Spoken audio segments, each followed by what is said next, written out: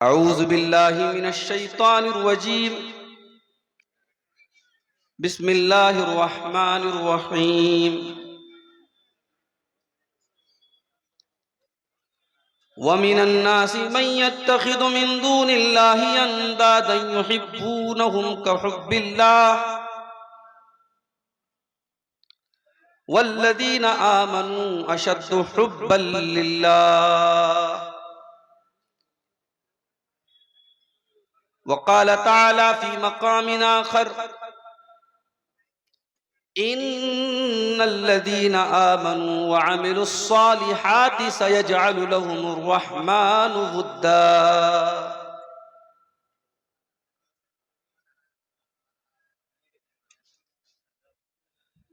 क्या कोई नहीं है जो तेरे गम में हो गमगीन, क्या कोई नहीं है जो तेरे गम में हो गमगीन। किस दिल में चुभी है तेरे एहसास की संगीन। ऐ अर्ज़ फ़लस्तीन, ऐ अर्ज़ फ़लस्तीन। कुरान बलब थे जो मुसलमान कहाँ हैं, वो क़िबले अव्वल के निगहबान कहाँ हैं। मक़सूद रहा जिनको मज़ाहिब का तक़द्दुस, वो सरब कफन वक्त के सुल्तान कहाँ हैं। कब नींद से जागेंगे तेरे अहद के शाहीन। किस दिल में चुभी, किस दिल में चुभी है तेरे एहसास की संगीन। ऐ अर्ज़ फ़लस्तीन, ऐ अर्ज़ फ़लस्तीन। चलते हैं कहाँ काम सुराही व सुबह से, होते हैं अदा सजदे मगर दिल के वजू से। मोमिन कभी ताकत से मिटा है न मिटेगा, मोमिन कभी ताकत से मिटा है न मिटेगा।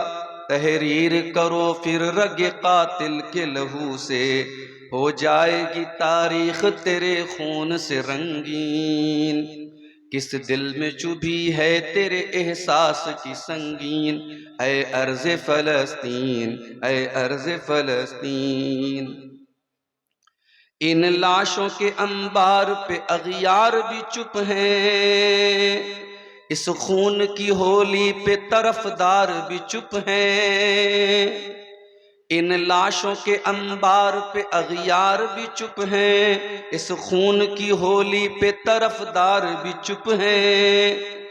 इशरत के सबब गैरत मोमिन भी है खामोश, इशरत के सबब गैरत मोमिन भी है खामोश। और मुर्दा सिफत साहिब असरार भी चुप हैं। मुस्लिम है मगर महवे तमाशा है सलातीन। किस दिल में चुभी है तेरे एहसास की संगीन। ऐ अर्ज़ फ़लस्तीन, ऐ अर्ज़ फ़लस्तीन। हैदर को कहीं ढूंढ या खालिद का पता दे, हैदर को कहीं ढूंढ या खालिद का पता दे। ऐ उम्मत मुस्लिम किसी कासिम को सदा दे। हैदर, हैदर को कहीं ढूंढ या खालिद का पता दे। ऐ उम्मत मुस्लिम किसी कासिम को सदा दे। पैदा न हुआ मर्द मुजाहिद कोई ऐसा, पैदा न हुआ मर्द मुजाहिद कोई ऐसा, जो हक़ का परस्तार हो बातिल को मिटा दे। ऐ राहत जां और मेरी रूह की तस्कीन, ऐ राहत जां और मेरी रूह की तस्कीन। किस दिल में चुभी है तेरे एहसास की संगीन। ऐ अर्ज़ फ़लस्तीन, ऐ अर्ज़ फ़लस्तीन, ऐ अर्ज़ फ़लस्तीन, ऐ अर्ज़ फ़लस्तीन। सदर मोहतरम, उलमाए किराम, मोहतरम बुजुर्गों, नौजवान साथियों, पर्दा नशीन माँ और बहनों, प्यारे बच्चों,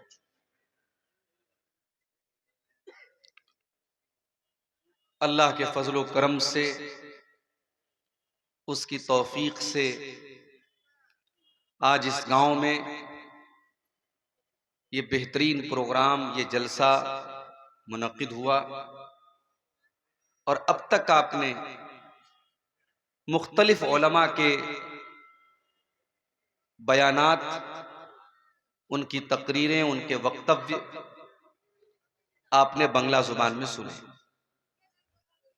मेरे बारे में आप जानते हैं, मैं उर्दू जबान का मुकर्रिर हूं और अभी मुझसे पहले बंगला जुबान के बड़े बेहतरीन मुकर्रिर और एक मुस्तनद आलिम दीन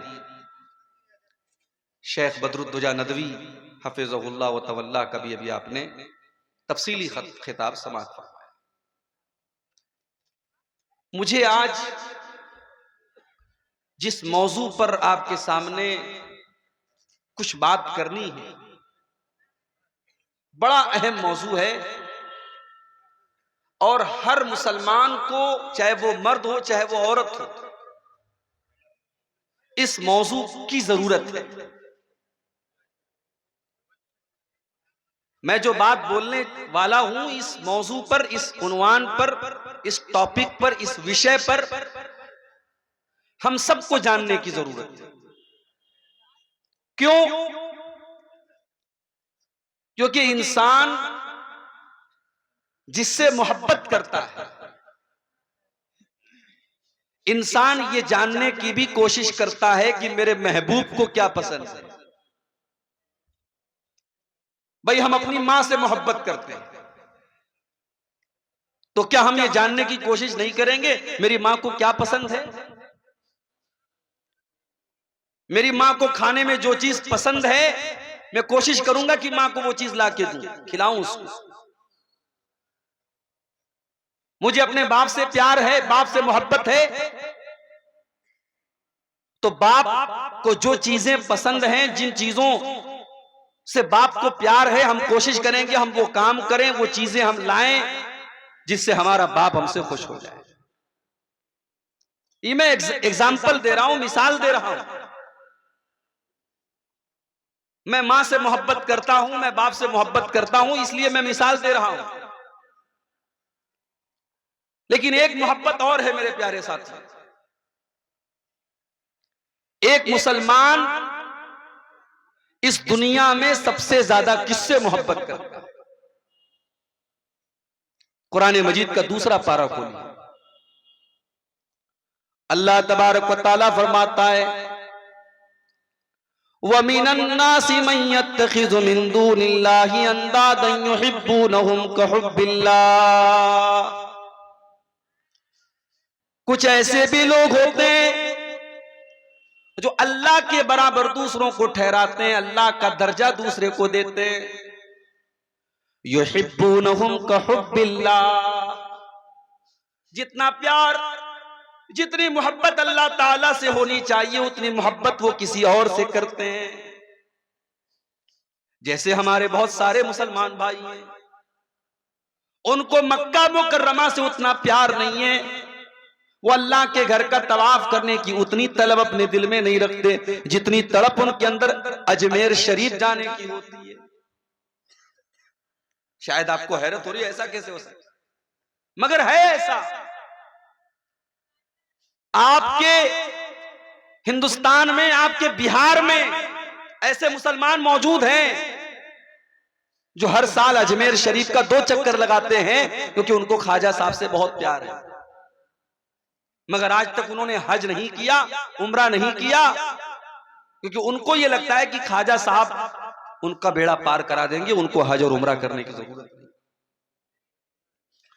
वमिनन नासि मन यत्तखिज़ु मिन दूनिल्लाहि अंदादन युहिब्बूनहुम कहुब्बिल्लाह। अल्लाह तबारक व तआला फरमाता है कि कुछ ऐसे भी बदनसीब लोग हैं जो अल्लाह ताला से जितना प्यार करना चाहिए, जितनी मोहब्बत करनी चाहिए, उतनी मोहब्बत वो किसी और से करते हैं। किसी बाबा से करते हैं, किसी पीर से करते हैं, किसी फकीर से करते हैं, किसी पेड़ से करते हैं, किसी मूर्ति से करते हैं, किसी जानवर से करते हैं। वल्लज़ीना आमनू अशद्दु हुब्बन लिल्लाह। लेकिन जो मोमिन होते हैं, जो मुसलमान होते हैं, जो ईमान वाले होते हैं, वो सबसे ज्यादा अगर किसी से प्यार करते हैं, सबसे ज्यादा अगर किसी से मोहब्बत करते हैं तो अल्लाह ताला से करते हैं।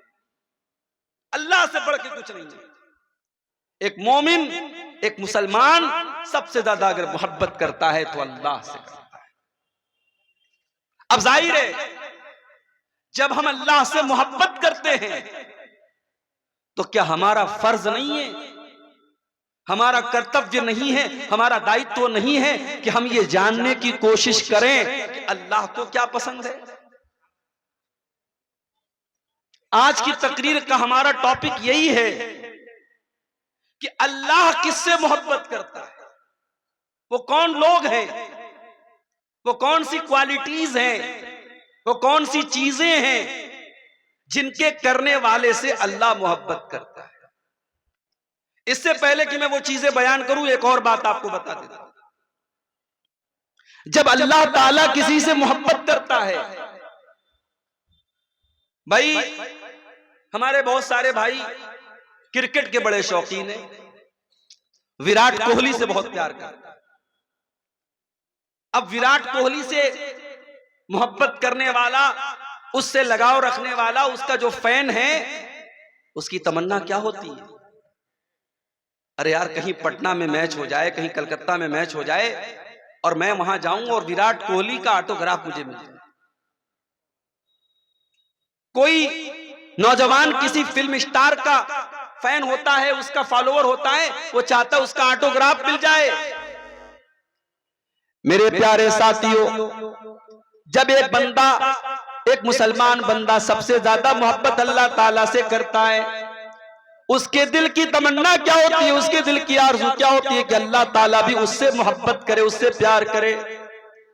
अल्लाह के नबी फरमाते हैं, सही मुस्लिम की रिवायत है, जब अल्लाह ताला किसी बंदे से प्यार करता है, जब अल्लाह ताला किसी बंदे से मोहब्बत करता है, अल्लाह ताला जिब्रील को बुलाता है और कहता है, या जिब्रील इन्नी उहिब्बु फुलानन फअहिब्बहु। ऐ जिब्रील, मैं अपने फला बंदे से मोहब्बत करता हूं, मैं अपने फला बंदे से प्यार करता हूं। ऐ जिब्रील, तुम भी उससे प्यार करो, तुम भी उससे मोहब्बत करो। जिब्रील कौन है?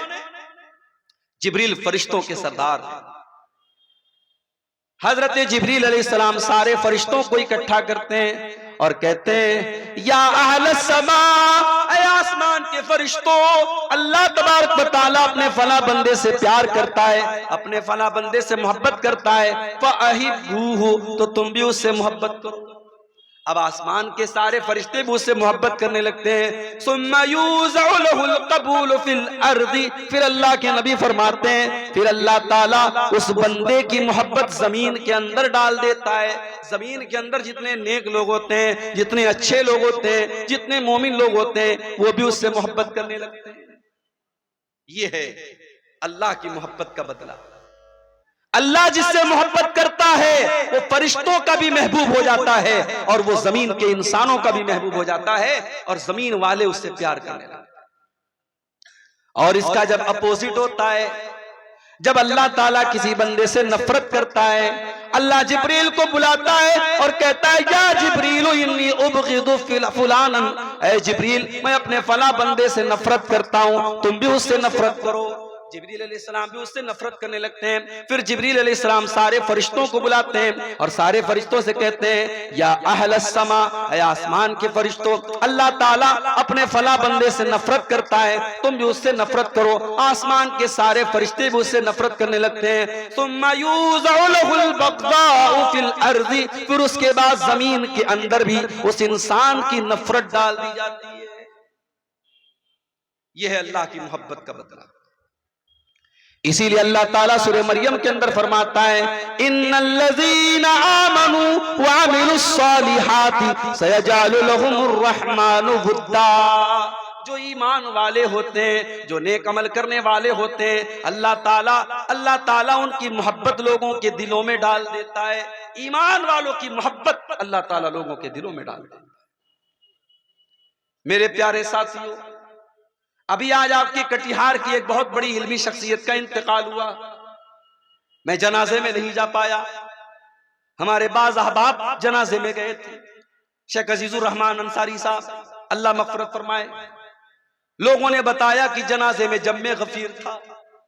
कोई मालदार इंसान, कोई दुनियावी एतबार से अगर देखा जाए, उनसे ज्यादा दौलत वाले, उनसे ज्यादा स्टेटस वाले बहुत सारे कटिहार में भरे पड़े हैं। लेकिन आज एक आलिम दीन के इंतकाल के बाद उसके जनाजे में आने वाली हजारों की तादाद ये बता रही है, उसकी दौलत की बुनियाद पर उससे मोहब्बत नहीं की जा रही है, उसकी शोहरत की बुनियाद पर उससे मोहब्बत नहीं की जा रही है, उसके स्टेटस की बुनियाद पर उससे मोहब्बत नहीं की जा रही है। ये मोहब्बत अल्लाह ताला के डर की बुनियाद पर है, ये उनके इल्म की बुनियाद पर है, ये उनके तकवा की बुनियाद पर है। मेरे प्यारे साथियों, जो ईमान वाला होता है, जो इल्म वाला होता है, जो तकवा वाला होता है, जिसके दिल में अल्लाह का डर होता है, अल्लाह ताला उसकी मोहब्बत भी लोगों के दिलों में डाल देता है। इमाम बुखारी के इंतकाल को 1000 साल गुजर गए, हमने इमाम बुखारी को नहीं देखा, हमने इमाम मुस्लिम को नहीं देखा, हमने अबू दाऊद को नहीं देखा, हमने इमाम नसई को नहीं देखा, इमाम तिरमिजी को नहीं देखा, इमाम इब्ने माजा को नहीं देखा, इमाम अहमद इब्ने हंबल को नहीं देखा, हमने इमाम अबू हनीफा को नहीं देखा, हमने इमाम मालिक को नहीं देखा, हमने इमाम शाफई को नहीं देखा। ये सारे के सारे इमाम, इन्होंने अल्लाह के नबी के दीन को फैलाने में बड़ी मेहनत से काम लिया, रात और दिन एक कर दिया।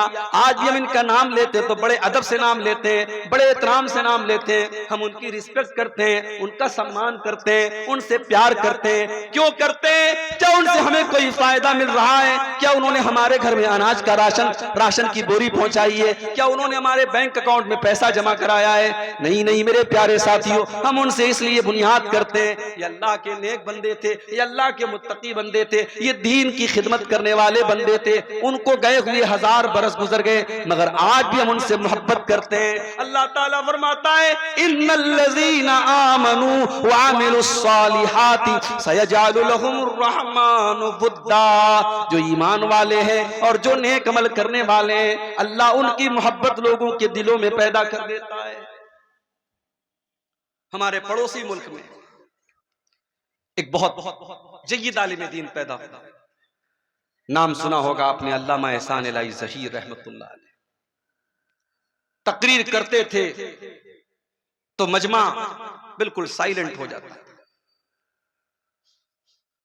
इंतकाल हुआ, बम ब्लास्ट हो गया जलसे के दौरान, कई उलमा तो मौके पर शहीद हो गए।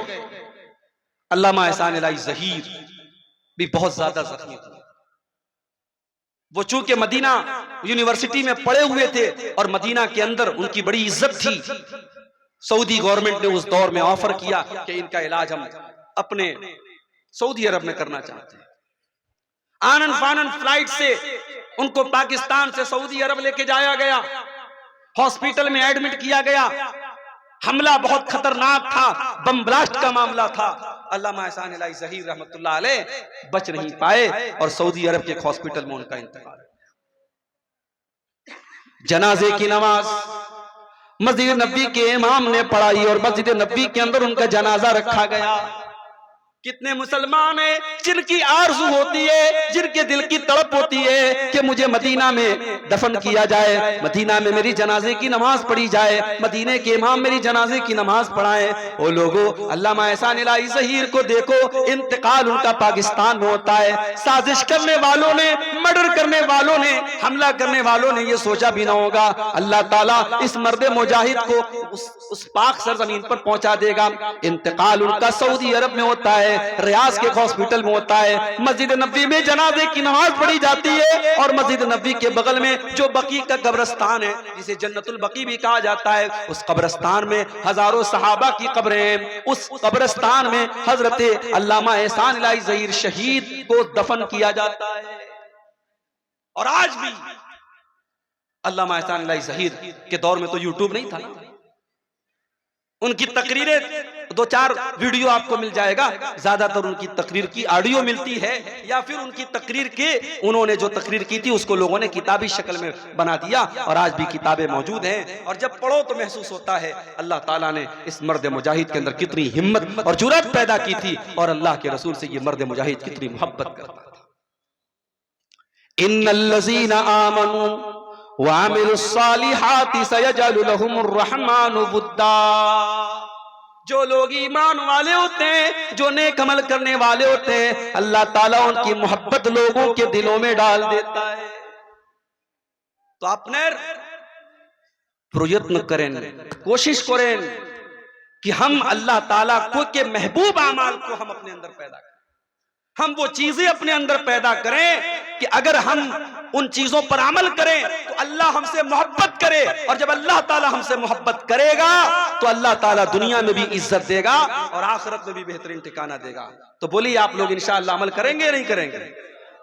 सिर्फ एक कान से सुनना नहीं है मेरे भाई, दूसरे कान से उड़ाना नहीं है, इंशाअल्लाह अमल करना है। और आज की तकरीर में हम कुरान और सुन्नत की रोशनी में कुछ ऐसी चीजों को देखेंगे जिनका नाम लेकर के अल्लाह ने कहा कि हाँ, ऐसा करने वाले से हम मोहब्बत करते हैं, ऐसा करने वाले से हम मोहब्बत करते हैं, ऐसा करने वाले से हम प्यार करते हैं। तो वो चीज अगर हम अपने अंदर पैदा कर लें तो इंशाअल्लाह अल्लाह ताला हमसे भी प्यार करेगा। तो आइए शुरू करते हैं। कुरान का दूसरा पारा, वला तुल्कू बियदीकुम इला तालुका, ऐ ईमान वालो अपने आप को हलाकत में मत डालो। आजकल एक नारा चलता है, my body is my choice, मेरा जिस्म मेरी मर्जी। अरे न जिस्म तेरा है न मर्जी तेरी चलेगी। औरत ऐसा कपड़ा पहन करके निकलती है कि अगर ये कहा जाए कि वो औरत नंगी है तो गलत नहीं होगा। जिस्म पर दो चार धागे पड़े हैं और औरत घूम रही है, और कोई अगर एतराज करता है तो कहती है माई बॉडी माई चॉइस, मेरा जिस्म मेरी मर्जी। कान खोल करके सुन लो, न जिस्म तुम्हारा है न मर्जी तुम्हारी है, ये जिस्म भी अल्लाह ताला का है और मर्जी भी अल्लाह ताला की चलेगी। इसीलिए इस्लाम के अंदर सुसाइड करना हराम है, आत्महत्या करना हराम है, खुदकुशी करना हराम है। ये जिंदगी अल्लाह की अमानत है और अल्लाह ताला की इजाजत के बगैर आपको कोई अधिकार नहीं है, आपको कोई हक नहीं है कि आप अपनी जिंदगी को खत्म करें। अब हमारे जो भाई बीड़ी पीते हैं, हमारे जो भाई खैनी खाते हैं, हमारे जो भाई सिगरेट पीते हैं, हमारे जो नौजवान भाई गुटखा खाते हैं, बड़े प्रेम से, बड़े प्यार से, बड़ी मोहब्बत से कहना चाहता हूँ, फतवा अपनी जगह है, उलमा के बयानात अपनी जगह है, बस कुरान की एक आयत पढ़ रहा हूँ, वला तुल्कू बिअयदीकुम इला तहलुका। अल्लाह फरमाता है, ऐ मेरे बंदो, ऐसा कोई काम न करो जिससे तुम हलाक हो जाओ, अपने आप को हलाकत में न डालो, अपनी जान को बर्बाद न करो। ऐ गुटखा खाने वाले, तेरे गुटखे के पैकेट पर लिखा है टोबैको कॉजेस कैंसर। सिगरेट पीने वाले, तेरे सिगरेट के पैकेट पर लिखा है टोबैको कॉजेस कैंसर। टोबैको के इस्तेमाल से, तंबाकू के इस्तेमाल से कैंसर होता है। और हमने देखा है कितने पान खाने वाले, कितने सिगरेट पीने वाले, कितने बीड़ी पीने वाले जब कैंसर के मरीज हो गए, 2-4 महीने तड़पते रहे, फिर बड़ी बुरी मौत, वो मर करके अल्लाह के यहाँ चले गए। मेरे प्यारे साथियों, ऐसी कोई चीज मत खाओ, ऐसा कोई काम न करो जिसकी वजह से तुम अपने शरीर को बर्बाद कर रहे हो, अपनी किडनी को बर्बाद कर रहे हो, अपने फेफड़े को बर्बाद कर रहे हो। वला तुल्कू बिअयदीकुम इला तहलुका। अल्लाह फरमा रहा है, अपने आप को हलाकत में मत डालो। और खुल के एक बात कहूं, हो सकता है कुछ लोगों को बुरा लगे, मगर मैं खुल के बोल दूं, मोबाइल का दौर है, इंटरनेट का दौर है। हम जानते हैं मोबाइल की स्क्रीन के ऊपर उंगली के टच से कौन कौन सी चीजें आपके सामने आ जाएंगी, शायद किसी ने सोचा भी नहीं था पहले के दौर में। आज गंदगी का सारा सैलाब हमारे नौजवान के हाथों में है। रात का अंधेरा है, कमरे की तन्हाई है, आपका मोबाइल स्क्रीन है और आप क्या देख रहे हैं, या तो आप जानते हैं या आपका रब जानता है। कितने हमारे नौजवान हैं इस तरीके के गंदे वीडियोस देखते हैं, फिर उसके बाद वो अपनी जवानी को बर्बाद करते हैं, और जब उनकी शादी होती है अपनी बीवी का हक अदा करने के काबिल भी नहीं होते हैं। मैं अपने नौजवान साथियों से बड़ी मोहब्बत से कहना चाहता हूं, भाई मेरे, अपने जिस्म को बर्बाद न कर, अपनी जवानी को बर्बाद न कर, कल तुझे पछताना पड़ेगा। वला तुल्कू बिअयदीकुम इला तहलुका, अपने आप को हलाकत में न डालो। कोई ऐसा काम न करो जिसकी वजह से तुम हलाक हो जाओ, तुम्हारी आंखें बर्बाद हो जाएं, तुम्हारा जिस्म बर्बाद हो जाए, तुम्हारी जवानी बर्बाद हो जाए, तुम्हारी इज्जत बर्बाद हो जाए। अपनी बहनों से भी कहना चाहूंगा, मोबाइल इस्तेमाल करो, मैं मना नहीं करता, सोशल मीडिया का इस्तेमाल करो, मैं मना नहीं करता, मगर हराम क्या है, हलाल क्या है, जायज क्या है, नाजायज क्या है, सही क्या है, गलत क्या है, इसका डिफरेंस हमेशा करते रहना, इसका फर्क हमेशा करते रहना। कोई ऐसा कदम न उठाना जिससे आपकी इज्जत खतरे में पड़ जाए, आपका ईमान खतरे में पड़ जाए। वला तुल्कू बिअयदीकुम इला तहलुका, अपने आप को हलाकत में न डालना। और आगे अल्लाह क्या फरमाता है, व अहसिनू इन्नल्लाह युहिब्बुल मुहसिनीन। और ऐ मेरे बंदो, एहसान किया करो, अल्लाह ताला को एहसान करने वालों से प्यार है, अल्लाह एहसान करने वालों से प्यार करता है, एहसान करने वालों से मोहब्बत करता है। अब ये एहसान क्या चीज है, नोट कर लो मेरी बात। शरीयत में एहसान 3 चीजों को बोलते हैं। एहसान का पहला मतलब, मैं नमाज पढ़ रहा हूं। अब नमाज पढ़ने का 2 मकसद हो सकता है। एक मकसद तो ये हो सकता है, मैं इसलिए नमाज पढ़ रहा हूं कि गांव के लोग ये ना कहे कि बेनमाजी है। मैं नमाज पढ़ रहा हूं इसलिए पढ़ रहा हूं कि मेरा बाप ये ना बोले कि मैं बेनमाजी हूं। मैं नमाज पढ़ रहा हूं इसलिए पढ़ रहा हूं कि गांव वाले बोले कि ये बड़ा मुत्तकी आदमी है, बड़ा नेक आदमी है। एक मकसद तो ये हो सकता है। और एक मकसद ये होता है, मैं नमाज इसलिए पढ़ रहा हूं कि 5 टाइम की नमाज मेरे ऊपर अल्लाह ने फर्ज करार दी है। अगर मैं नमाज नहीं पढ़ूंगा, अल्लाह क्या मुझे जवाब देना पड़ेगा, अल्लाह क्या अजाब मिलेगा। अल्लाह की सजा के डर से और अल्लाह को राजी करने के लिए मैं नमाज पढ़ रहा हूं। मेरे प्यारे साथियों, एहसान यही है कि आप जो भी काम करें, जो भी नेकी करें, मकसद लोगों को दिखाना ना हो, मकसद पब्लिक को दिखाना ना हो, मकसद अल्लाह ताला को राजी करना हो। इसीलिए अल्लाह के नबी एहसान का मतलब बयान करते हुए फरमाते हैं, अंताबुदल्लाह कान्नका तरा। एहसान ये है कि तुम अल्लाह की इबादत जब करो तो ये सोच करके करो कि तुम अल्लाह को देख रहे हो। फ़इल्लम तकुन तरा, और अगर तुम ये सोच नहीं सकते कि तुम अल्लाह को देख रहे हो, फ़इन्नहु यराका, तो तुम ये सोच करके नमाज पढ़ो, तुम ये सोच करके इबादत करो कि अल्लाह ताला मुझको देख रहा है। मेरे प्यारे साथियों, ये एहसास अगर आपके अंदर है, इसी का नाम एहसान है। आज कौन अल्लाह से डरता है? दुकान के ऊपर कैमरा लगा हुआ है, जाके पूछो दुकानदार से, तूने कैमरा क्यों लगाया? तेरी दुकान पर 5-5, 10-10 कैमरे क्यों लगे? जाओ कटिहार के बड़े बड़े शोरूम में चले जाओ, जाकर के दुकानदारों से पूछो, तुमने अपनी दुकान पर इतने बड़े बड़े कैमरे क्यों लगाए? वो बोलेगा, हमने सुरक्षा के लिए लगाए, हमने सिक्योरिटी के लिए लगाए। अगर हमारी दुकान का माल कोई चुरा के लेके जाने लगेगा, हम कैमरे से पकड़ लेंगे, हम कैमरे से देख लेंगे। आज कैमरा लग गया, सामान चोरी होने बंद हो गए। आज कैमरा लग गया, दिल्ली के अंदर लड़कियों से छेड़छाड़ कम हो गई। आज कैमरा लग गया, रेप की घटनाएं कम हो गई। कैमरा लग गया, इंसान डर गया, नहीं यार कैमरा लगा हुआ है, सब रिकॉर्ड हो रहा है। मेरे प्यारे साथियों, इंसान के बनाए हुए कैमरे से डर गया। इंसान का बनाया हुआ कैमरा तो फेल भी हो सकता है, इंसान का बनाया हुआ कैमरा तो खराब भी हो सकता है। इंसान का बना हुआ कैमरा तार से और वायर से चल रहा है, इंटरनेट से चल रहा है, इंटरनेट रुक गया,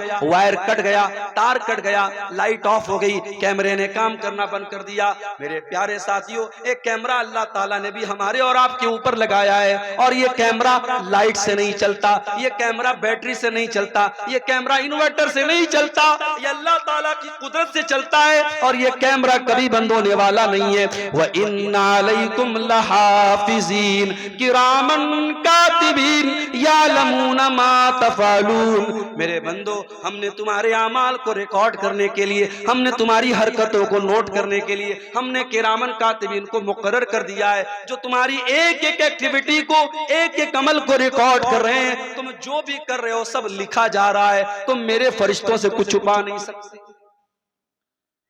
आप जलसे में गए थे, सामने कोई खूबसूरत लड़की आ रही थी, आप माशाल्लाह कुर्ता पैजामा भी पहने हुए थे, आपने सर पे टोपी भी लगाई थी। आपने सोचा कि डायरेक्ट अगर लड़की को देखूंगा गांव वाले सोचेंगे बड़ा बेहुदा आदमी है, बड़ा बदतमीज आदमी है। आपने नजरें कहीं और कर दी, निशाना कहीं और कर दिया।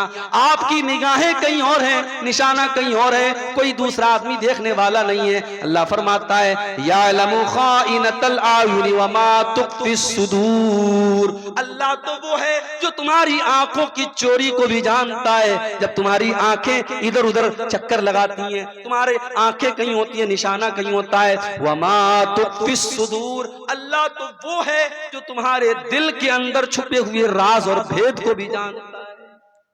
उससे बच के कहां जाओगे मेरे भाई? उसका कैमरा तो कभी बंद नहीं होगा। और कल कयामत का दिन जब आएगा और हम और आप अल्लाह के पास जाएंगे, हमारी जिंदगी भर के कैमरे की रिकॉर्डिंग हमारे सामने रख दी जाएगी। ववुज़िअल किताब, तुम्हारी जिंदगी भर की किताब, तुम्हारा नाम आमाल, तुम्हारा सारा कच्चा चिट्ठा तुम्हारे सामने रख दिया जाएगा। फतरल मुजरिमीना मुशफिकीना मिम्मा फीही वयक़ूलूना या वैलतना मा लिहाज़ल किताबि ला युगादिरु सगीरतन वला कबीरतन इल्ला अहसाहा। और बंदा कहेगा अल्लाह ये कैसी किताब है, ये कैसा रजिस्टर है, ये कैसा नाम आमाल है, इसके अंदर कोई छोटा से छोटा और बड़ा से बड़ा कोई अमल ऐसा नहीं है जो इसके अंदर रिकॉर्ड न किया गया हो। ववजदू मा अमिलू हाजिरा, तुमने जो भी अमल किया होगा सब तुम्हारे सामने आ जाएगा। वला यज़लिमु रब्बुका अहदा, और अब्दुल गफ्फार साहब की फाइल में वही बात होगी जो उन्होंने किया है। मुनीरुल इस्लाम साहब की फाइल में वही बात होगी जो उन्होंने किया होगा। मौलाना बदरुद्दोजा साहब की फाइल में वही बात होगी जो उन्होंने किया होगा। हर इंसान की अपनी फाइल होगी, अपनी किताब होगी। अल्लाह ताला किसी के साथ कोई जुल्म नहीं करेगा, किसी के साथ कोई अत्याचार नहीं करेगा। तो एहसान का एक मतलब यह है मेरे भाई कि जो भी अमल करो अल्लाह को राजी करने के लिए, किसी को दिखाने के लिए मत करो। मगर वो दौर खत्म हो गया। पहले के दौर में लोग नेकी करते थे तो छुप करके करते थे। कहावत थी नेकी कर दरिया में डाल, कहावत थी नेकी कर दरिया में डाल। आज सोशल मीडिया का दौर आ गया, अब कहावत बदल गई। अब नेकी कर स्टेटस पर डाल, नेकी कर इंस्टाग्राम पर डाल, नेकी कर फेसबुक पर डाल, नेकी कर व्हाट्सएप पर डाल, नेकी कर अखबार में डाल, नेकी कर मीडिया में डाल। नहीं मेरे प्यारे साथियों, अपनी नेकियों को बर्बाद न करो। अंताबुदल्लाह कान्नका तरा, एहसान ये है कि तुम अल्लाह की जब भी इबादत करो, जब भी तुम कोई नेक अमल करो, ये सोच करके करो हम अल्लाह को देख रहे हैं। और अगर ये सोच ना सको तो ये सोच करके करो कि अल्लाह हमको देख रहा है। बुझते पारे? एहसान का मतलब समझ गए? ये क्या है? किसी ने चंदा दिया, सोने का है। माशाअल्लाह, ये किसी माँ बहन की तरफ से ये सोने की, हमारे इसको नाक की नाकी का नहीं, नाक की मच्छी, मच्छी, चलो भाई ये नया नाम पता लगा, नाक की मच्छी आई है। अल्लाह ताला इस बहन के सदके को कबूल फरमाए और अल्लाह ताला इसके इस सदके को इसकी नजात का जरिया बना दे, आमीन। तो एहसान का पहला मतलब मैंने आपको समझा दिया। अब एहसान का दूसरा मतलब समझ लो।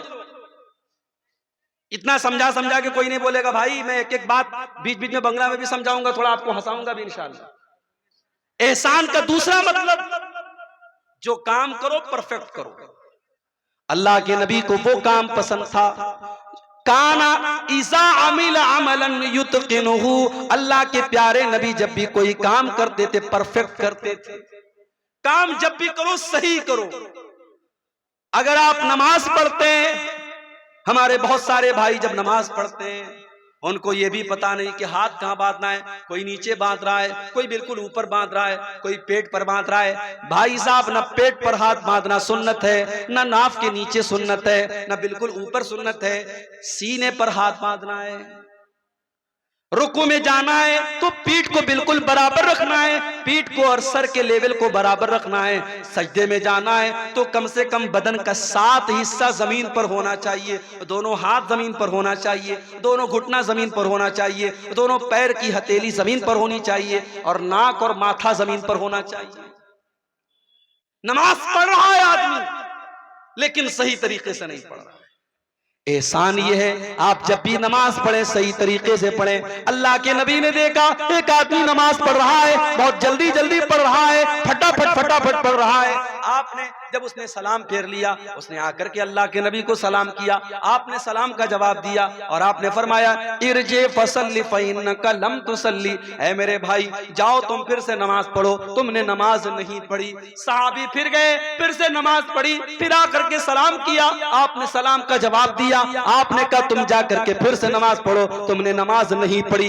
3 बार ऐसा हो गया। सहाबी बोले अल्लाह के नबी मैं तो अपनी तरफ से अच्छी नमाज पढ़ रहा हूँ, मुझे नहीं पता कि इससे अच्छी कैसे पढ़ी जाती है। आपने नमाज का तरीका बताया, आपने फरमाया जब तुम नमाज में खड़े हुआ करो इत्मीनान से खड़े हुआ करो, सुकून से खड़े हुआ करो, अल्लाहु अकबर कह करके हाथ बांधा करो, सूरह फातिहा पढ़ा करो, कोई सूरत मिला लिया करो, फिर जब रुकू में जाया करो इत्मीनान से रुकू किया करो, जब रुकू से उठा करो इत्मीनान से खड़े हो जाया करो, फिर आराम से सजदा किया करो, फिर आराम से सजदे से उठा करो, इत्मीनान से नमाज पढ़ा करो, तब जाकर के तुम्हारी नमाज पूरी होगी।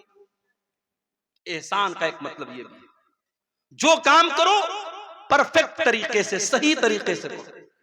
यहां तक कि जब आप जानवर के गर्दन पे छुरी चला रहे हो, अल्लाह के नबी फरमाते हैं इज़ा क़तलतुम फ़ासिनुल क़ितला व इज़ा ज़बातुम फ़ासिनुज़ ज़िबहा, जब तुम अपने जानवरों को ज़बा करो तो सही तरीके से ज़बा करो, उसका तरीका समझ लो कि कहां पे छुरी रखना है, कौन सी रग को काटना है, कब काटना है। जब ज़बा करो तो सही तरीके से ज़बा करो, अपनी छुरी को तेज कर लिया करो। छुरी ऐसी ना हो कि बेचारा जानवर तड़प तड़प करके मरे, छुरी इतनी तेज हो कि एक बार छुरी चलाओ और जानवर की जान निकल जाए। छुरी को पहले से तेज कर लो ताकि अपने जानवरों को आराम पहुंचाओ।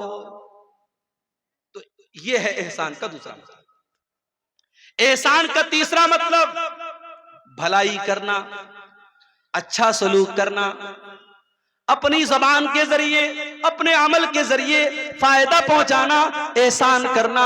और जब एहसान आप करेंगे तो सबसे पहले किसके साथ करेंगे? फरमाया व बिल वालिदैन एहसाना, अपने माता पिता के साथ, अपने माँ बाप के साथ आपको एहसान करना है।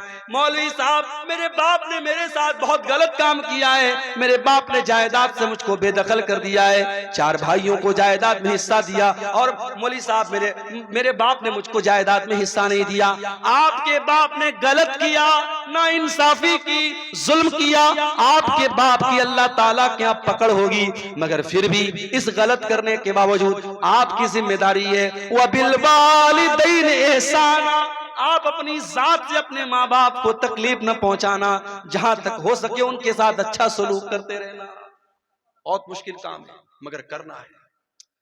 रिश्तेदारों के साथ एहसान करना, पड़ोसियों के साथ एहसान करना, अपने आसपास के लोगों के साथ एहसान करना, हर मुसलमान के साथ एहसान करने की कोशिश करना। तो अल्लाह को एहसान करने वाले लोग बहुत पसंद है। आगे बढ़ते हैं।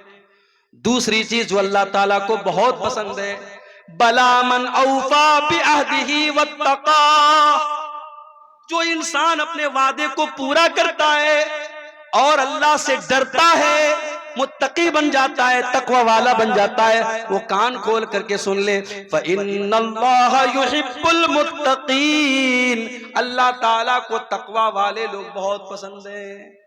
तकवा किसको कहते हैं? तकवा का अर्थ क्या है? तकवा का मतलब क्या है? चलिए आपको बता देता हूं। तकवा का मतलब यह है कि मेरे और गुनाह के बीच में एक रुकावट आ जाए, एक आड़ आ जाए कि नहीं यार ये गुनाह का काम है, मैं नहीं करूंगा।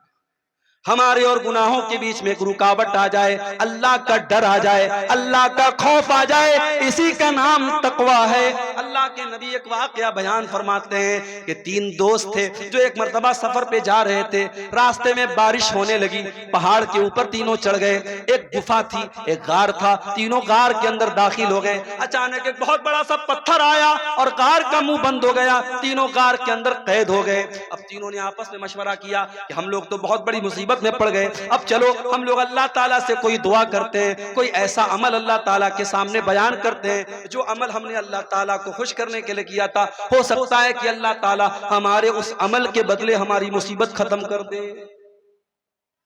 पता ये चला जिंदगी में कुछ नेकियां ऐसी करके रखो कि जो सिर्फ आपको पता हो और अल्लाह को पता हो। मुसीबत पड़ने पर और आजमाइश आने पर अल्लाह से कह सको कि अय अल्लाह, वो नेकी मैंने सिर्फ तेरे लिए की थी अल्लाह, किसी को नहीं बताया था, कोई नहीं जानता था। उस नेकी का हवाला आप दे सकते। तीनों गार के अंदर फंसे हुए हैं, पहाड़ की गुफा के अंदर फंसे हुए हैं, और तीनों अपनी अपनी नेकियों को बयान कर रहे हैं। उन तीनों में एक आदमी कहता है, अय अल्लाह, मेरी एक चचाजाद बहन थी, मेरी चचा की लड़की थी, और मैं उससे बहुत प्यार करता था, बहुत मोहब्बत करता था, मैं उससे बहुत प्यार करता था, मैं उसको पाना चाहता था, उसके साथ अपनी शहावत को पूरी करना चाहता था। मुझे मौका नहीं मिल रहा था। एक मर्तबा ऐसा हुआ कि गांव में सूखा पड़ गया, कहत साली पड़ गई, लोग अनाज के दाने दाने को तरसने लगे। वो चचाजाद बहन, वो चचा की लड़की मेरे पास आती है और मुझसे मदद मांगती है। मैं कहता हूं, मैं तुझको 100 दिरहम दूंगा या 100 दीनार दूंगा। दिरहम का भी लफ्ज हदीस में आता है, दीनार का भी लफ्ज हदीस में आता है। मैंने कहा, मैं तुझको 100 दीनार दूंगा, शर्त ये है तुझे मेरे साथ गलत काम करना पड़ेगा, मेरी बरसों की आरजू पूरी करनी पड़ेगी, मेरी हवस को बुझाना पड़ेगा।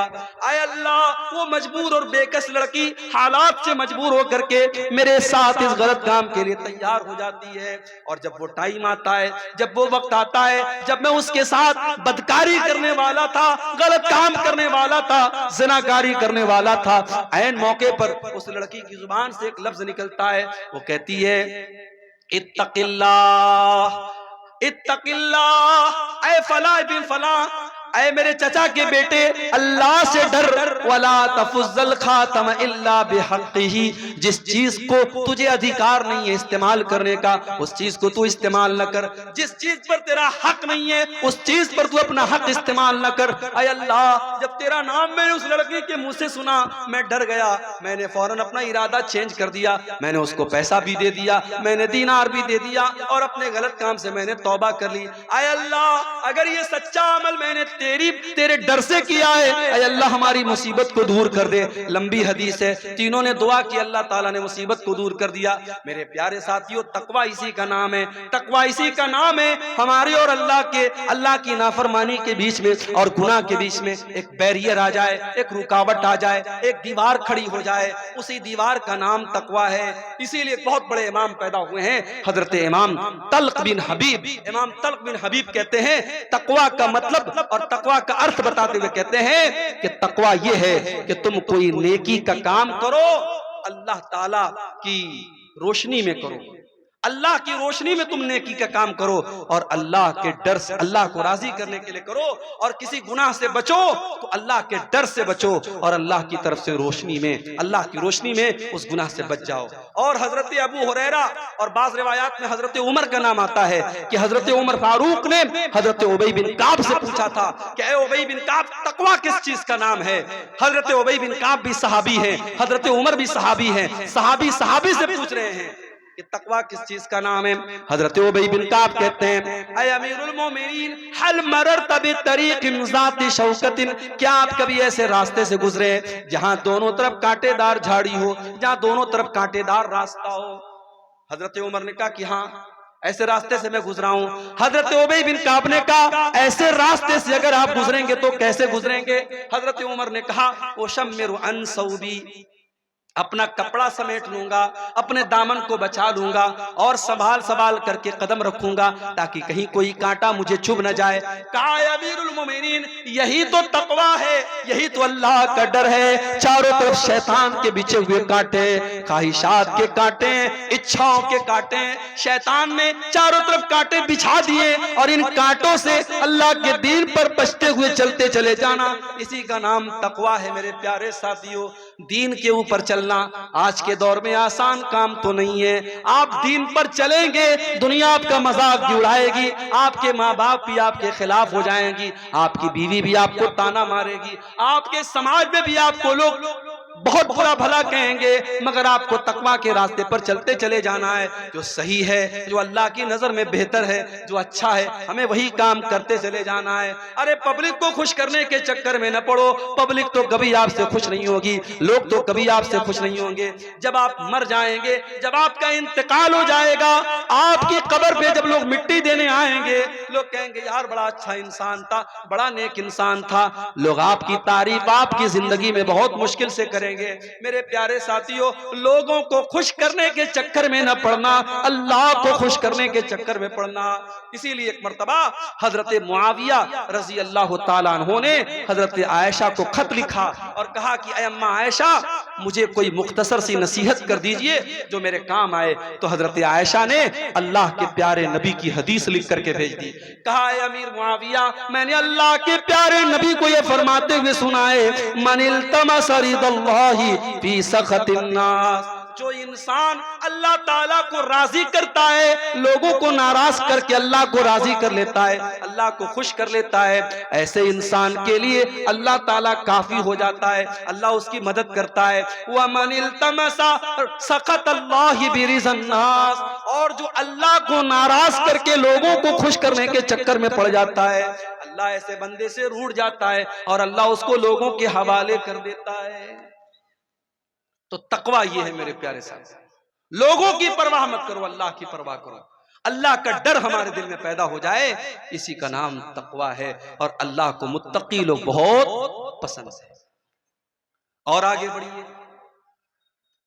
अल्लाह ताला को ऐसे लोग भी बहुत पसंद है जो तौबा कर लेते हैं, जो गुनाह करने के बाद, गलती करने के बाद उनके दिल में ये एहसास पैदा होता है कि मैंने गलत काम किया है। आप गाड़ी चला रहे हैं, लाभा स्टेशन आपको जाना है, गलती से आपने मालदा वाला शमसी वाला रास्ता पकड़ लिया, रास्ते में एहसास हुआ कि यार मैंने गलत ट्रैक पकड़ लिया, आपने गाड़ी को घुमा दिया, यू टर्न ले लिया। अरबी में यू टर्न लेने को तौबा कहा जाता है। अल्लाह के दीन से आप हट गए, कोई गुनाह का काम आपने किया, अचानक आपको एहसास हुआ कि मैंने गलत किया। जहां आपको एहसास हुआ, आपने अपना रास्ता फौरन चेंज कर लिया, आपने गुनाह को छोड़ दिया, इसी का नाम तौबा है। और अल्लाह कुरान में कहता है, इन्नल्लाह युहिब्बुत तव्वाबीन, ओ लोगों, अल्लाह ताला तौबा करने वालों से मोहब्बत करता है। एक बात बोलूं, हम इंसान हैं, हम फरिश्ते नहीं हैं। कोई जितना भी नेक इंसान और मुत्तकी इंसान है, अगर वो ये कहता है कि मैंने कभी गुनाह नहीं किया, झूठ बोल रहा है। हर इंसान के दामन पे दो चार धब्बे मौजूद है मेरे भाई। यह अलग बात है, किसी के दामन के धब्बे नजर आ रहे हैं और किसी के दामन के धब्बों पर अल्लाह ताला ने पर्दा डाल के रखा है, लेकिन हर इंसान गुनहगार है। गुनाह का होना ये बड़ी बात नहीं है, गुनाह का हो जाना ये कोई बहुत बड़ी बात नहीं है। गुनाह के होने के बाद दिल में अगर ये फीलिंग आ रही है, ये एहसास हो रहा है कि हमने गलत काम किया है, और आदमी तौबा कर लेता है, तो ऐसे लोगों अल्लाह ताला क्या कामयाब हो जाएंगे। अल्लाह ने फरमाया, वल्लज़ीना इज़ा फ़अलू फ़ाहिशतन औ ज़लमू अनफुसहुम ज़करुल्लाह, मेरे नेक बंदे वो हैं, मेरे जन्नती बंदे वो हैं, जब उनसे कोई गलत काम हो जाता है, कोई गुनाह का काम हो जाता है, जब वो अपनी जान के ऊपर जुल्म कर लेते हैं, ज़करुल्लाह, वो अल्लाह ताला को याद करते हैं, फस्तगफरू लिज़ुनूबिहिम, और अपने गुनाह की माफी मांगते हैं, अल्लाह से अपने गुनाह से तौबा करते हैं, इस्तिगफार करते हैं। व मन यग़फिरुज़्ज़ुनूब इल्लल्लाह, और अगर अल्लाह ताला माफ नहीं करेगा तो कौन करेगा? अगर अल्लाह नहीं करेगा तो कौन करेगा? वलम युसिर्रू अला मा फ़अलू व हुम यअलमून, और अल्लाह के नेक बंदे गुनाह के ऊपर जमे नहीं रहते, गुनाह के ऊपर डटे नहीं रहते। गुनाह के ऊपर कभी डटने की कोशिश मत करो, कभी गुनाह पर डिटाई मत करो मेरे प्यारे साथियों। अगर गुनाह हो गया, गलती हो गई, अल्लाह की नाफरमानी हो गई, तो इब्लीस वाला तरीका मत अपनाओ। इब्लीस का तरीका क्या था? इब्लीस ने गलत काम भी किया, और जब अल्लाह ताला ने कहा कि तूने सजदा क्यों नहीं किया आदम को, तो इब्लीस ने ढिठाई से काम किया। इब्लीस ने कहा मैं क्यों सजदा करूं, मैं बेहतर हूं आदम से, तूने आदम को मिट्टी से बनाया, मुझे आग से बनाया, मैं क्यों सजदा करूं आदम को। इबलीस ने गुनाह भी किया और गुनाह करने के बाद अपने गुनाह की दलील भी देने लगा और गुनाह के ऊपर डट गया। इबलीस का तरीका मत अपनाइए, आदम का तरीका अपनाइए। आदम अलैहिस्सलाम से गलती हो गई, उनको एहसास हुआ कि मैंने बहुत बड़ा गुनाह कर दिया।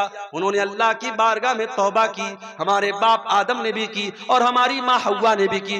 रब्बना ज़लमना अनफुसना व इल्लम तगफिर लना व तरहमना लनकूनन्न मिनल खासिरीन। ऐ हमारे परवरदिगार, हमने अपनी जान के ऊपर बहुत जुल्म कर लिया, बहुत गलती कर ली। ऐ अल्लाह, अगर तूने नहीं बख्शा और तूने रहम नहीं किया तो हम खसारा उठाने वालों में से हो जाएंगे। तो तौबा करने वाले अल्लाह ताला को बहुत पसंद। और आगे बढ़िए, अल्लाह ताला को पाक साफ लोग भी बहुत पसंद है। पाक साफ बुझते पारे, समझ रहे? पाक साफ किसको कहते हैं? जो हर एतबार से पाक रहता हो, शरीर भी पाक, आत्मा भी पाक, जाहिर भी पाक और बातिन भी पाक, जिस्म भी पाक और रूह भी पाक। अल्लाह को पाक लोग बहुत पसंद है। औरतों को जो पीरियड आता है, सहाबा ने अल्लाह के नबी से पूछा कि अल्लाह के नबी, जब औरतें पीरियड में हो तो क्या हम उनके साथ खाना खा सकते हैं कि नहीं, उनके साथ उठ बैठ सकते हैं कि नहीं, उनके शरीर को टच कर सकते हैं कि नहीं? अल्लाह ने कुरान की आयत नाजिल कर दी, वयसअलूनका अनिल महीज़। ऐ नबी, लोग आपसे सवाल करते हैं औरतों के पीरियड के बारे में। कुल हुआ अज़ा, आप बता दीजिए कि वो औरतों के लिए तकलीफ का टाइम होता है, वो औरतों के लिए तकलीफ का टाइम होता है। फातज़िलुन निसा फिल महीज़, जब पीरियड का टाइम आ जाए तो औरतों से दूर रहना। दूर रहने का मतलब यह है उनसे संबंध नहीं बनाना, उनसे ताल्लुक कायम मत करना।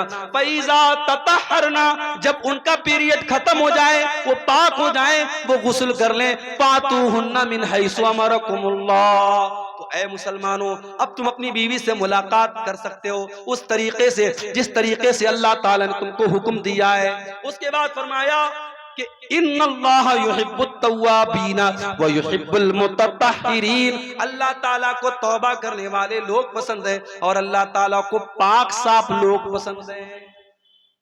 पाक साफ लोग पसंद है। गैर मुस्लिम को देखो, खड़ा होकर पेशाब करता है, पैट की जिप खोला, पेशाब किया, पैट की जिप बंद, काम खत्म। पेशाब कहां पड़ा? शरीर पे पड़ा, हाथ में पड़ा, पैर पे पड़ा, कपड़े पे पड़ा, कोई मतलब नहीं। मुसलमान कहीं भी चला जाएगा, वो या तो पानी तलाश करेगा, पानी नहीं है कंकर पत्थर तलाश करेगा। बगैर इस्तिंजा किए, बगैर पाकी और सफाई किए वो पेशाब नहीं करेगा। और यही फर्क है हमारे और दूसरों के बीच में। हमारे नबी ने हमें पेशाब और पाखाना करने के आदाब भी बताए हैं, इस्तिंजा करने के आदाब भी बताए हैं, कैसे इस्तिंजा करना है और कैसे नहीं करना है। सफाई सुथराई हमारे दीन के अंदर। जुमा के दिन तो गुस्ल करना वाजिब है, जरूरी है, कंपलसरी है। अक्सर उलमा कहते हैं हदीस के जो अल्फाज हैं कि जुमा के दिन गुस्ल करना वाजिब है, इसलिए बिला किसी मजबूरी के और बिला किसी बीमारी के जुमा के दिन गुंजाइश नहीं है। जुमा के दिन तो हर हाल में आपको गुस्ल करना है। नापाक हो गए आप, बीवी से मुलाकात आपने कर ली, अब शरीयत कह रही है आप कुरान नहीं छू सकते, आप नमाज नहीं पढ़ सकते, पहले जाकर के गुस्ल कीजिए, पाकी हासिल कीजिए, उसके बाद आप नमाज। मेरे प्यारे साथियों, हमारे दीन से ज्यादा पाकी सफाई आपको कहां मिलेगी? हमारे दीन में सबसे अहम इबादत नमाज है और नमाज के लिए पाकी का होना जरूरी है। अगर पानी के जरिए पाकी हो रही है बहुत अच्छी बात है, अगर पानी अवेलेबल नहीं है, अगर पानी नहीं मिल रहा है, अल्लाह ताला कुरान में कहता है फतयम्ममू सईदन तय्यबा, अगर पानी नहीं मिल रहा है या तुम बीमार हो गए हो और पानी का इस्तेमाल करने से और ज्यादा बीमार होने का डर है तो तुम तयम्मुम कर लिया करो, पाक मिट्टी के जरिए पाकी हासिल कर लिया करो। तो इस्लाम के अंदर पाकी की बड़ी अहमियत है। कपड़ा भी पाक होना चाहिए, नमाज आप पढ़ रहे हैं वो जगह भी पाक होनी चाहिए, और सबसे बढ़कर जिस्म को जितना भी पाक कर लिया, अगर अंदर से इंसान गंदा है, मुशरिक है और अंदर से नजिस और नापाक है तो वो जितना भी साबुन से और शैम्पू से नहा ले कोई मतलब नहीं। इसीलिए कुरान कहता है इन्नमल मुशरिकून नजसुन, मुशरिक लोग नापाक हैं, फला यक़रबुल मस्जिदल हराम, जो मुशरिक है वो हमारी मस्जिद के करीब ना आए, वो खाने काबा के करीब ना आए। अय अल्लाह, वो तो साबुन से नहाता है, वो तो शैम्पू से नहाता है। अल्लाह ने फरमाया उसका शरीर तो पाक है, उसका जिस्म तो पाक है, मगर जो अल्लाह के अलावा किसी गैर के दर पे जाके सर झुका रहा है, उसका शरीर तो पाक है लेकिन उसकी रूह नापाक है, वो अंदर से नापाक है। ऐसा आदमी मेरे खाने काबा के करीब ना आए। तो अपने अकीदे को भी पाक करो। अभी कुछ दिनों पहले मेरा एक प्रोग्राम था बरेली में। बरेली यूपी के अंदर एक जगह है और वहां की दो चीजें बड़ी मशहूर है। एक तो बरेली का पागल खाना बहुत मशहूर है, और दूसरे बरेली का के अंदर एक दरगाह है। एक बरेलवी आलिम थे, उनका नाम था मौलाना अहमद रजा खान बरेलवी, तो उनकी कब्र है वहां पर, उनको आला हजरत कहा जाता है। तो जब मैं बरेली गया तो वहां के नौजवानों ने कहा कि मौलाना चलिए आपको आला हजरत की कब्र पे लेके चलते हैं। मैंने कहा चलो देखते हैं।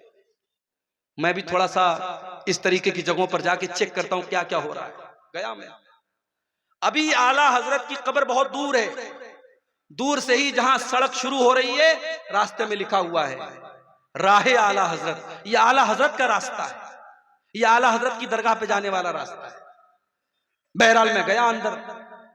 जैसे जैसे मैं अंदर जा रहा हूं, चादर की दुकानें, फूल माला की दुकानें, टोपी की दुकान, घड़ी भी मिल रही है तो घड़ी के ऊपर आला हजरत का निशान बना हुआ है।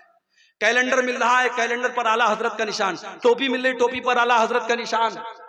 जब मैं कब्र के पास पहुंचा, या मजार कह लीजिए, मजार के पास पहुंचा, तो देखा कि एक तरफ मर्दों की भीड़ है, एक तरफ औरतों की भीड़ है। अंदर लोग जा रहे हैं, और अंदर जाने के बाद लोग ऐसे हाथ बांध के, जैसे हम नमाज में खड़े होते हैं, कब्र के पास खड़े हो रहे हैं और आला हजरत से जो है दुआ मांग रहे हैं। उसके बाद पीछे पैर वापस आ रहे हैं।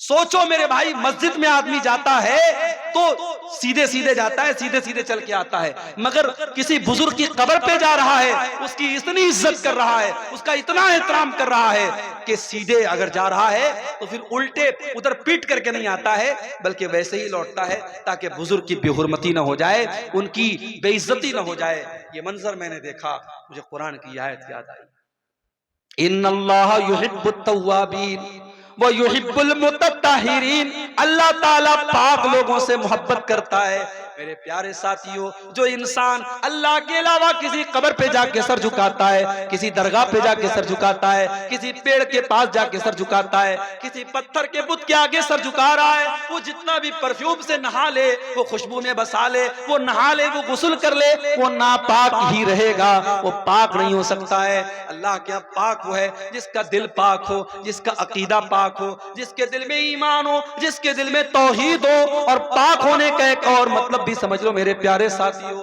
आपका दिल भी पाक होना चाहिए। आपके दिल में किसी मुसलमान भाई के लिए कीना कपट नहीं होना चाहिए, किसी मुसलमान भाई के लिए छल कपट नहीं होना चाहिए, किसी मुसलमान भाई के लिए धोखाधड़ी नहीं होनी चाहिए।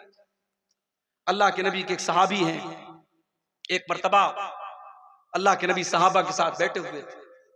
अचानक आपने सहाबा से कहा, इस दरवाजे से एक ऐसा इंसान आने वाला है जो जन्नत में जाएगा, एक जन्नती आने वाला है।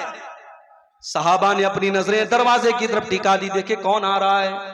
सहाबा ने देखा कि एक अंसारी साहबी वजू करके चले आ रहे हैं और दाढ़ी से वजू का पानी टपक रहा है और हाथों में जूता चप्पल लेके चले आ रहे हैं। सहाबा ने सोचा चलो होगी उनके अंदर कोई खास बात। दूसरा दिन फिर आया, फिर अल्लाह के नबी ने फरमाया एक जन्नती आदमी आने वाला है। वही सेम साहबी उसी सेम कंडीशन में हाथों में जूता चप्पल लेके और वजू करके चले आ रहे हैं, दाढ़ी से वजू का पानी टपक रहा है। 3 दिन तक लगातार ऐसा होता है। एक साहबी कहते हैं मैं पता लगाने के लिए उस अंसारी साहबी के पीछे पीछे गया। जब वो अपने घर में जाने लगे, मैंने कहा मेरे अंसारी भाई, मेरे बाप से झगड़ा हो गया है और मैंने कसम खाई है मैं 3 दिन तक अपने बाप के घर में नहीं जाऊंगा। ऐ मेरे अंसारी भाई, क्या 3 दिन तक आप मुझे अपना मेहमान बना लेंगे, क्या अपने साथ अपने घर में रखेंगे? अंसारी साहबी ने कहा कोई बात नहीं, आप 3 दिन तक मेरे मेहमान बन जाइए। मेरी प्यारी माओ बहनों, आज घर में मेहमान आता है, बहुत सारी औरतों के पेशानी पर बल पड़ जाता है, बहुत सारी औरतों के माथे पर बल आ जाता है। ये मेहमान कहां से आ गए, ये मुसीबतें कहां से आ गई। शायर कहता है, अल्लाह मेरे रिज्क की बरकत न चली जाए, अल्लाह मेरे रिज्क की बरकत न चली जाए, 2 रोज से घर में कोई मेहमान नहीं है। मेहमान बरकत लेके आता है। मेहमान अगर आपके घर में आया है, उसकी बेइज्जती न करना, उसकी तौहीन न करना, उसकी खिदमत में कमी न करना। अगर करोगे तो ये भी ईमान की कमी की निशानी है। अंसारी साहबी ने एक बार जाकर के अपनी बीवी से नहीं पूछा कि खाना बना है कि नहीं बना है, कितना बना है, अनाज घर में है कि नहीं, तेल घर में है कि नहीं। सहाबाए किराम के मकानात बड़े छोटे छोटे थे मगर दिल बहुत बड़ा था। अंसारी साहबी ने 1 मिनट सोचे बगैर कहा कि ऐ मेरे भाई, कोई बात नहीं, आप आ जाइए मेरे घर में, आप मेहमान बन जाइए। साहबी गए, 3 दिन तक अंसारी साहबी के घर में रहे। और 3 दिन जब उन्होंने गुजारा तो देखा कि जितनी नमाज हम पढ़ते हैं वो भी पढ़ते हैं, जितनी नेकी हम करते हैं वो भी करते हैं, कोई खास बात नहीं है, कोई स्पेशल बात नहीं है। जब 3 दिन गुजर गया, उन्होंने कहा कि मेरे अंसारी भाई, देखिए मेरा मकसद ये जानना था कि आपके अंदर ऐसी कौन सी स्पेशल चीज है कि अल्लाह के नबी ने आपको लगातार 3 दिन तक जन्नती कहा है। मैंने 3 दिन तक आपके घर में रह करके देखा, आपके अंदर कोई स्पेशल चीज तो मुझे नजर ना आई। अब आप बता दीजिए कौन सी खास बात आपके अंदर है। अंसारी साहब ने कहा, देखो मेरे भाई, मेरे अंदर ऐसी कोई खास बात नहीं है, जो है वो तुमने देख लिया, लेकिन एक चीज मेरे अंदर है, ला अजिदु फी क़ल्बी गिश्शन लि अहदिन मिनल मुस्लिमीन। मैं अपने दिल में किसी मुसलमान के साथ फ्रॉड नहीं रखता, अपने दिल में किसी मुसलमान के लिए कीना नहीं रखता, किसी मुसलमान के लिए छल कपट नहीं रखता। वला अहसुदु अहदन अला नेमतिन, और अगर मेरे किसी मुसलमान भाई को अल्लाह ताला ने किसी नेमत से नवाजा है, पैसा दे दिया, दौलत दे दिया, इज्जत दे दिया, शोहरत दे दिया, मैं किसी मुसलमान से हसद नहीं करता। आज समाज को देख लो, भाई भाई से हसद कर रहा है, भाई भाई से हसद कर रहा है, पड़ोसी पड़ोसी से हसद कर रहा है, साड़ू साड़ू से हसद कर रहा है, रिश्तेदार रिश्तेदार से हसद कर रहा है। मेरे प्यारे साथियों, अल्लाह ताला को पाक साफ लोग पसंद है। अगर आप चाहते हैं अल्लाह आपसे मोहब्बत करे, अपने दिल को छल कपट से पाक कर लो, अपने दिल को हसद से पाक कर लो और आगे बढ़िए। अल्लाह को एक और चीज बहुत पसंद है, और वो चीज क्या है? वो चीज है तवक्कुल करना, अल्लाह के ऊपर विश्वास करना, अल्लाह के ऊपर भरोसा करना। अल्लाह ने फरमाया, फैज़ा अज़मत फतवक्कल अलल्लाह इन्नल्लाह युहिब्बुल मुतवक्किलीन। ऐ नबी, जब आप किसी काम का फैसला कीजिए तो अल्लाह के ऊपर भरोसा कर लीजिए। अल्लाह ताला को ऐसे लोग पसंद है जो अल्लाह के ऊपर भरोसा करते हैं। आप लोग करते हैं कि नहीं भरोसा अल्लाह ताला को? बोलें भाई, करते हैं आप? चलिए एक हदीस सुनाता हूं आपको, पता लग जाएगा कितना करते हैं। बुखारी शरीफ की रिवायत है, अल्लाह के नबी कहते हैं कि मुझे दिखाया गया मेरी उम्मत का मंजर। मैंने आसमान में देखा, बहुत बड़ी भीड़ मुझे नजर आई। मैंने समझा ये मेरी उम्मत के लोग हैं। मुझे बताया गया कि ये मूसा अलैहिस्सलाम की कौम के लोग हैं। फिर उसके बाद मैंने और देखा, आसमान के ऊपर चारों तरफ मुझे आदमी ही आदमी नजर आ रहे हैं, इंसान ही इंसान नजर आ रहे हैं। मैंने पूछा ये कौन लोग हैं? जवाब मिला, ये आपकी उम्मत के लोग हैं, ये आपकी उम्मत के लोग हैं, ये मुसलमान लोग हैं।